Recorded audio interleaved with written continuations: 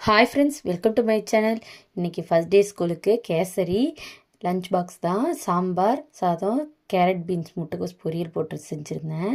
Evening snacks செஞ்சுருந்தேன். தம்பிக்கு உப்பு உருண்டை தான் செஞ்சுருந்தேன். சூப்பராக இருந்துச்சு. இதே மாதிரி ட்ரை பண்ணுங்கள். எண்ணெய் ஊற்றி கடுகு சீரகம் போட்டு கடலப்பருப்பு போட்டு வெங்காயம் ஒரு ரெண்டு பெரிய வெங்காயம் 2 பச்சை மிளகா போட்டிருந்தேன். உப்பு கொஞ்சம் போட்டு நல்லா வதக்கிக்கலாம்.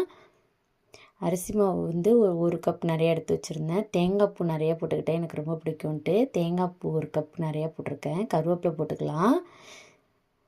போட்டுட்டு தண்ணி இதால் 1 கப் எடுத்திருந்தேன். அதில் 1 கப் தண்ணி ஊற்றி நல்லா ஒரு கொதி வந்ததுக்கப்புறம் அரிசி மாவு கொட்டி நல்லா கிண்டிக்கலாம். நல்லா சாஃப்டாக வெந்துடும்.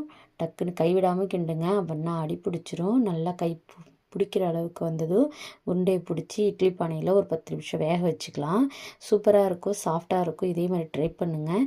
ஹெல்த்தியான டிஷ்ஷு. பாய்.